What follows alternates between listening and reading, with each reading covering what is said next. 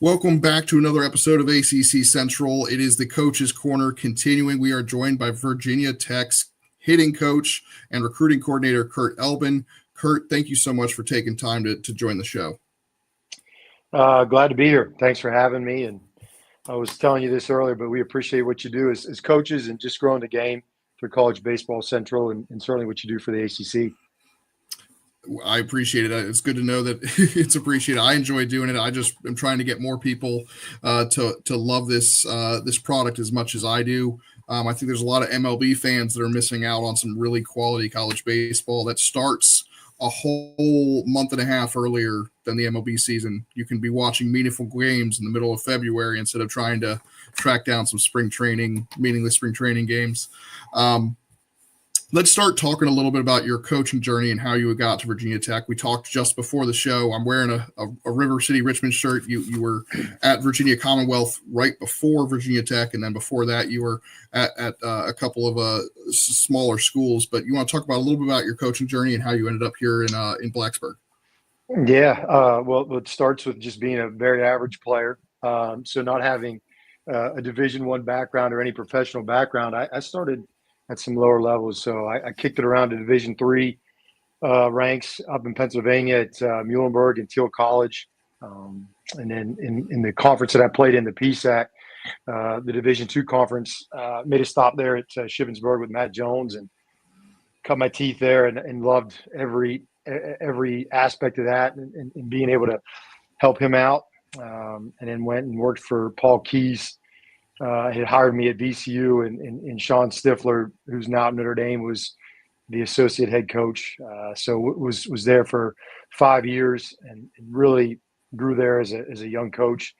Enjoyed my time there, and then Coach Sheff gave me an opportunity to jump here to Blacksburg, and been here ever since. Before we talk about Coach Sheff, I want to talk about, like you mentioned, Sean Stifler, who you worked with at VCU. He's another ACC head coach. What was it like working under him, and how was it exciting to have him at the conference at Notre Dame? It's good to have that type of person in human in our conference. I respect him, and certainly have grown close with him ever since we've worked together since 2012, and we talk weekly. I actually have a missed call from him this morning, but he's a mentor of mine, and I enjoyed that part, and I think it was his first head coaching gig at VCU, and it was my really first opportunity to run an offense at the Division I level under him, and so we learned together, and with his insight and just how he went about things, I took a lot away from that, and certainly still use a lot of his, just his tactics and just the way he went about team defense and team offense and just the motivation aspect. So I learned a lot from Coach Stifler and enjoyed my time with him. Love that. Now we can shift to your current head coach, John Sheff. I've only gotten to interact with him via the media, and unfortunately for me, I've only gotten to interview him after losses, other than the fall scrimmage this past fall. So I have not gotten the best of John Sheff. He's a competitor for sure. But what's it like working with him? Because obviously the players really enjoy him. He's a good coach. Talk to me a little about his style and working with him. It's I don't want to say it's tough to explain. It's pretty easy in me working for him.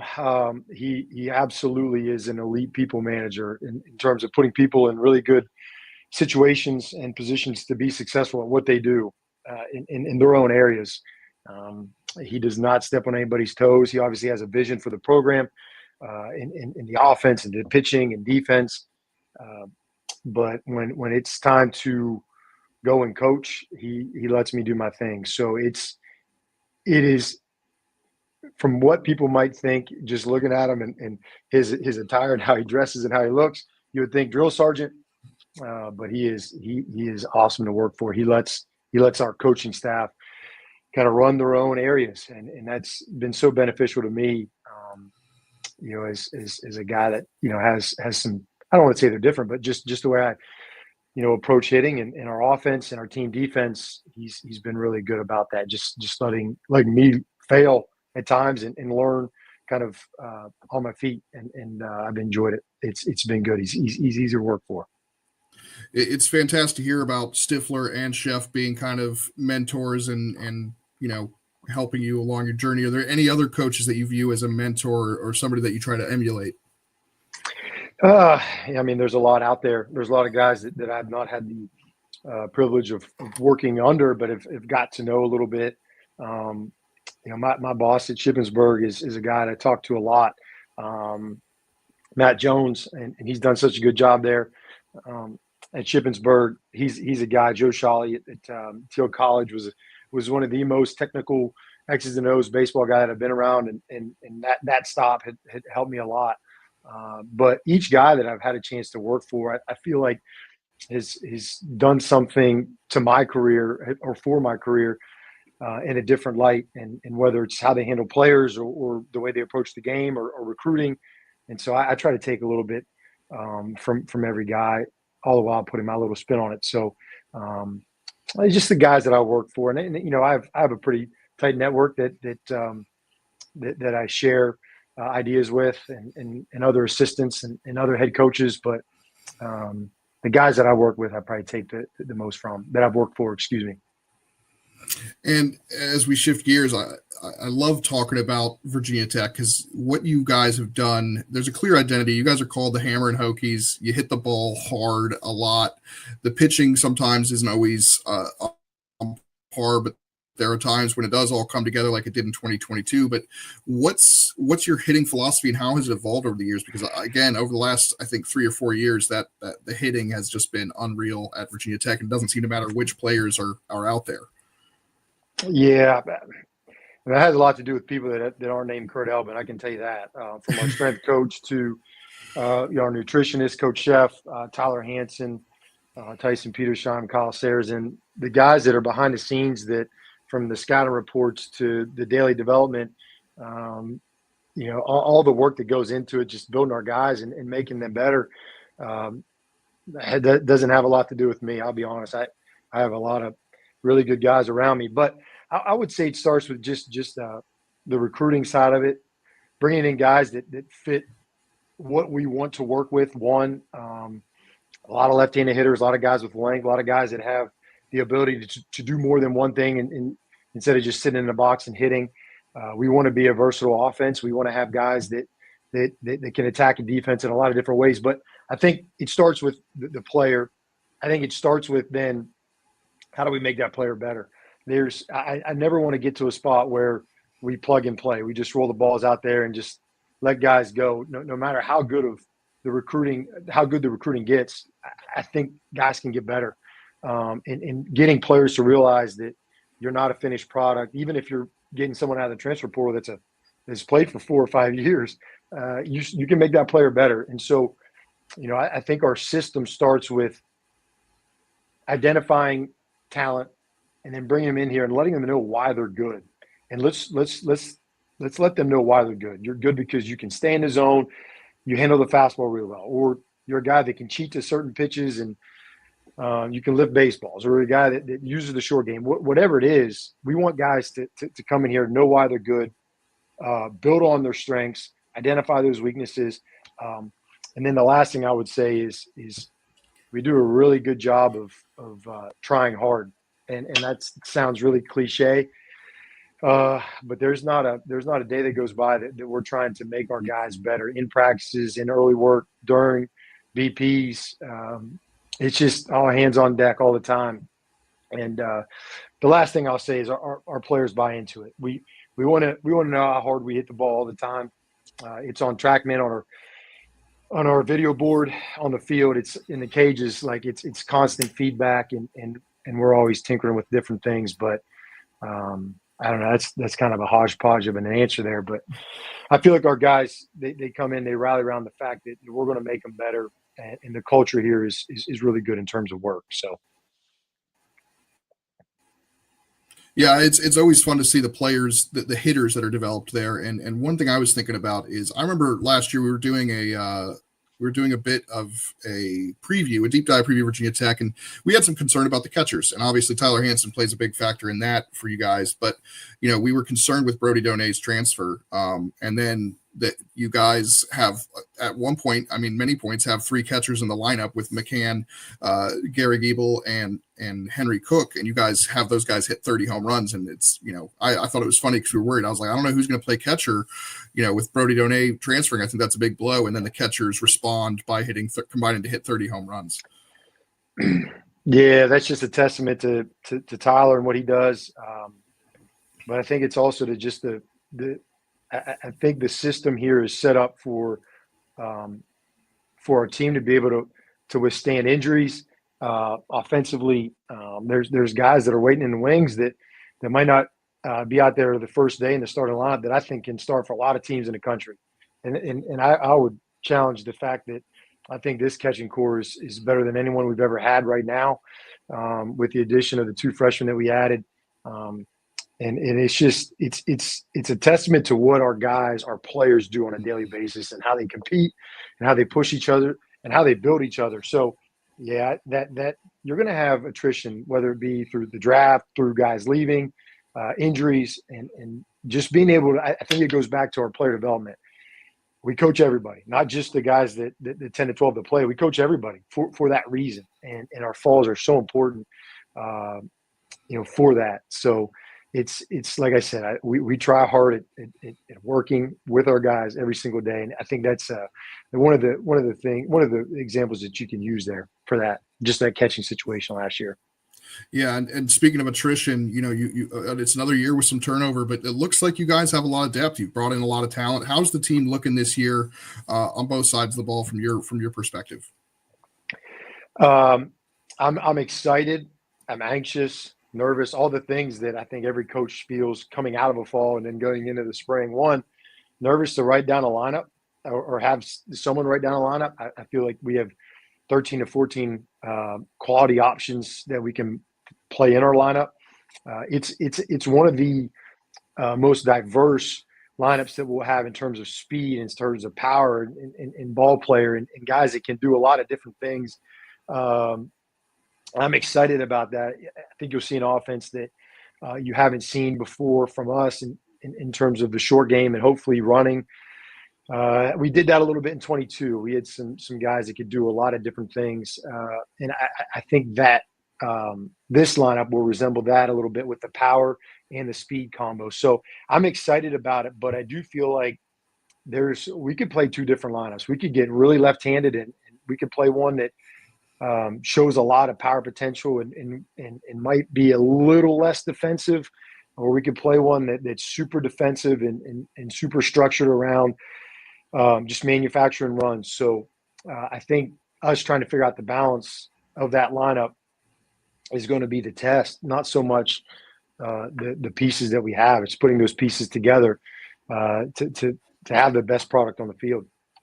Yeah, it's a lot of fun looking at that versatility. When I saw you guys in playing VCU in the fall, I did notice that team speed is bringing a whole new kind of weapon to you guys, with what you guys have brought in, especially the JUCO guy at second base, Jared Davis, and then some of the outfield speed. I'm really excited to see that. You also get Ben Watson back. He probably should have been drafted, but there's something going on with MLB, I think, undervaluing guys that are a little bit older, and unfortunately that kind of benefits not necessarily the player, but it does benefit Virginia Tech. You get him back in center field.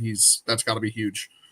Yeah, there's when you can have that guy he is a lifetime 400 hitter, and that there's not too many people walking the earth that can say that. And just his experience hitting not only in the summers or at lower levels, but what he did in the ACC last year, and having that back on our squad, it's irreplaceable. So we're super excited for Ben, and I want to do him right and try to change his profile, not change his profile, but add to his profile in terms of, I'd love to put a little more power in there. And I think that's one of the reasons maybe he's back here, which I think is just a shame. I think he could hit in AA right now. I firmly believe that. So adding him to pieces in our outfield is just, or having him back and adding pieces to our outfield it's going to be awesome.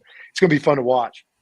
Yeah, you've got quite the outfield competition going on for the two spots around him. It seems like you've got 4 or 5 guys for those 2 other spots. How's that been? And I imagine that's a good thing to have, a good problem to have, because they're pushing each other for that spot. But it's going to be Yeah. tough to kind of narrow that down, right? Yeah, they're all different players. I mean, from the fifth-year player in Sam Tackett, right-handed power, extreme dirtbag in terms of how hard he plays, and then we brought in Cam Pittman and Trayson Hughes and Jackson Cherry, all guys that are versatile in their own right. Pittman's more of your speed left-handed runner type guy that has a knack for getting hits and staying on the barrel, and he was a huge addition from Radford. Trayson Hughes, big name 2 years ago coming out of Mercer. You know, he goes to Ole Miss and doesn't have the year he wants. He's out in the portal. We go grab him, and man, he's been a joy to coach. Just I think he has a chance to do everything on the field. Swings at the right pitches, has power from the left side, can run, looks like he can bunt, can really defend in center field. He was really impressive. Just having the ability to go out and take away hits in center field this fall. So that guy was a pretty big surprise for us. And then Jackson Cherry, who I felt has done nothing but get better since he's got here, and that's what's so fun about the portal. Every guy that you bring in for us, the guys that we have access to, they got warts and they got band-aids on them, right? And but they have value for what they are, and I really enjoy coaching those type of players and just growing their game, whether it be just changing their approach, like refining their approach, adding more exit velocity to their game, whatever it might be, helping out in the run game. So all those guys are different, and they're going to be options that I feel like you could look up and I could see us playing five guys in a game for defensive purposes, pinch running a guy, moving a guy from center to left because you pinched it for him because the just the situation was right for a guy coming off the bench. So I think all those guys are going to play a huge role. What those roles are, I think we're still trying to figure out. Yeah, it's really, again, the versatility. It's just really exciting, and I imagine it's pretty fun for you to try and figure that out, because it's not a problem at all. You know, from my perspective, trying to project a lineup, it gets a little bit trickier when I'm just trying to guess what you guys are thinking. But it's always a good thing to have that competition and different pieces. We talked about Ben Watson coming back. You got another big name coming back, and I've gotten to speak with him a couple times this past fall. Garrett Michelle. You lost him very, very early in the season. I think it was like March 1st. He goes down with that injury. What's nice is he was able to get a full summer up in the Cape. Mm-hmm. That was a lot of fun to be able to watch him come back, because I watched a lot of Cape ball. Big fan of Garrett. And then he also got to work with one of his new teammates. David Lewis got added to his team late. That must have been really great. But how important is it to have Garrett back in that lineup? Just a huge name with like just a huge presence that you miss in that lineup. And to be honest with you, it wasn't so much his production that we missed on last year. I think it was just the way he affected the guys around him in the lineup. I think it changed how, opponents challenged Carson DeMartini and Christian Martin and Cook and Great, like all those guys. Having Garrett, you got to look ahead when Garrett's 2 hitters away. Like, you got to plan for him because you don't really want to pitch to him with guys on base. So I think just his presence in the lineup, not just what his production is. I think that's what's so important to our ball club, and that's what we really missed last year with him being out. But that is one of the more exciting bats in the country, hands down. His BP is.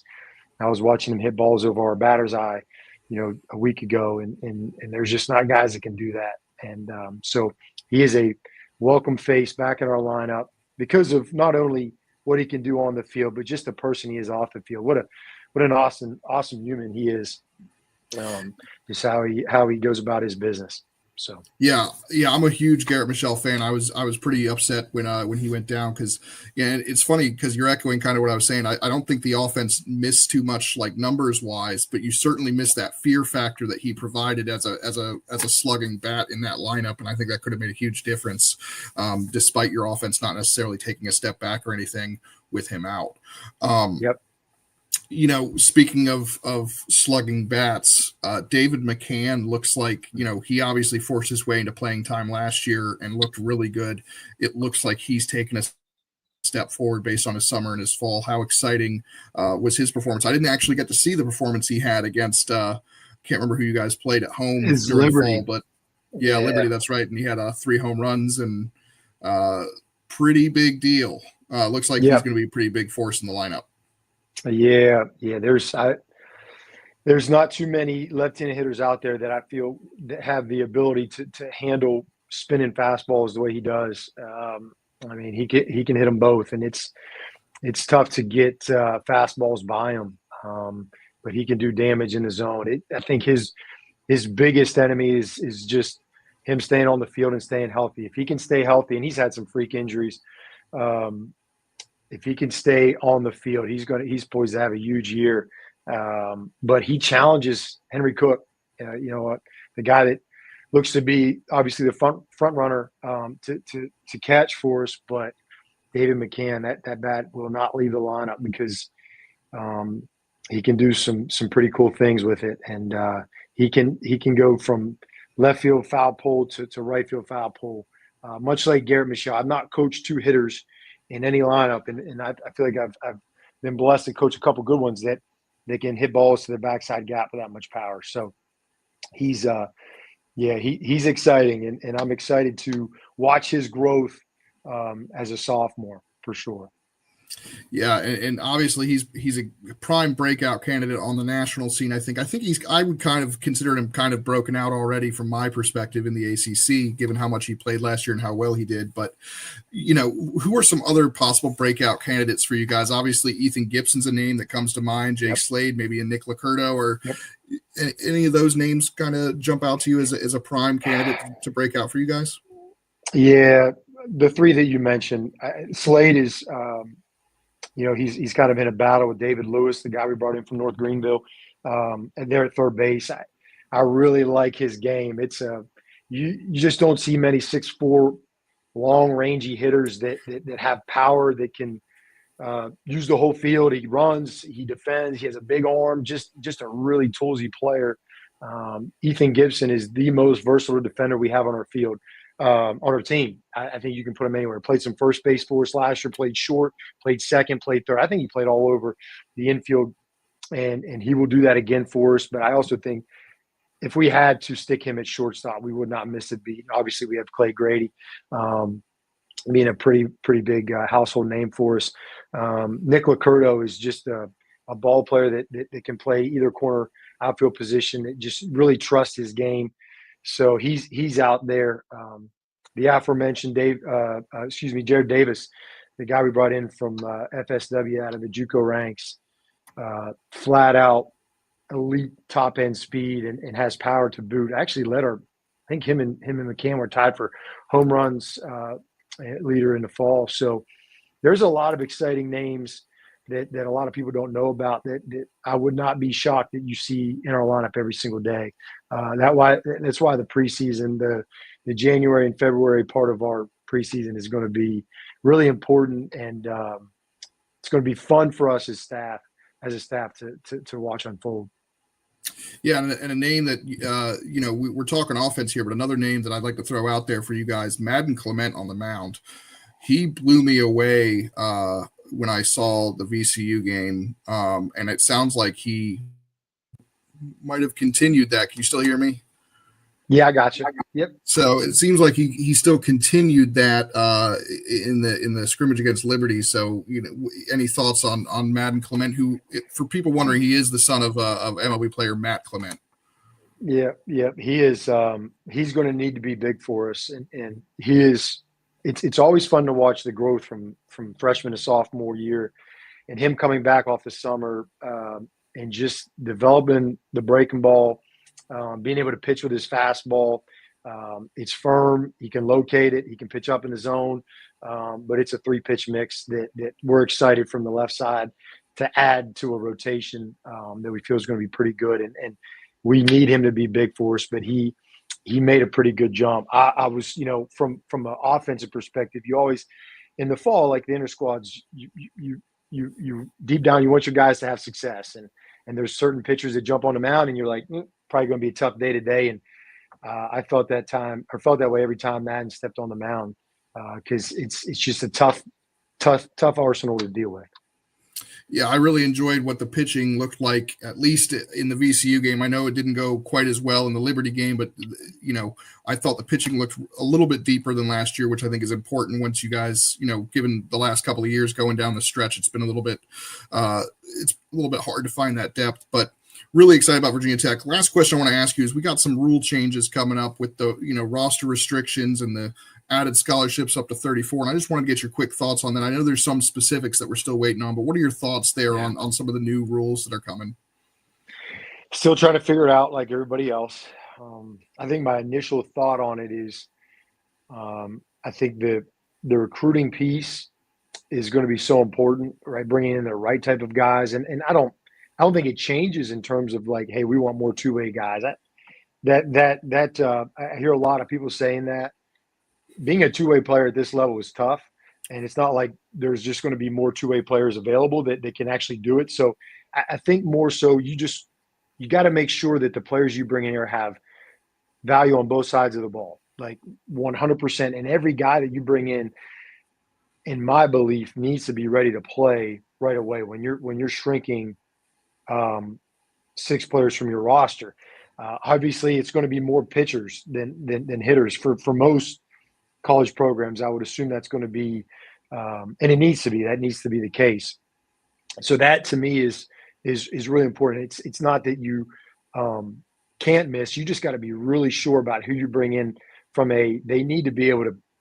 For me, like they need to be able to be inserted into a lineup as a freshman or as a transfer right away. And if there's, I think that development guy, it's going to be tougher to bring into your program. I'm not saying it won't happen. I think it just depends on just the makeup of your team. But the bigger, I think, issue, the more important thing is I think that player development piece is going to be so big in terms of like, you got to be ready to coach your guys. Because if you do want to continue to bring in the best players, like we're not going to be able to go out and get 15 guys in the portal. It's just, we're not built that way. It's, our infrastructure is not built that way. We want to bring in high school guys anyway. That's our goal. We want to play 2 to 3 guys every single year.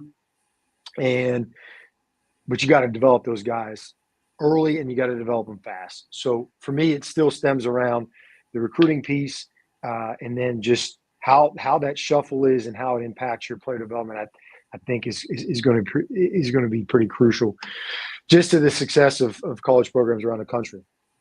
Yeah, it's a really interesting situation, especially since we don't quite have all the answers yet on some of the specifics, whether you have to have it done by the fall or what, so that's going to be really interesting to see. But that's going to do it for me here, Coach. I really appreciate it. This was a fantastic conversation. Really great. I love talking Virginia Tech offense. It's one of my favorites. You got anything else you want to share before I say goodbye to our audience? Not really. I think the game's in a good spot. Obviously, there's a lot of uncertainties that are going on with rules and rosters and NIL and revenue sharing. But at the end of the day, it's always, it stems back to the players, and it's their game. And I'm excited to watch them.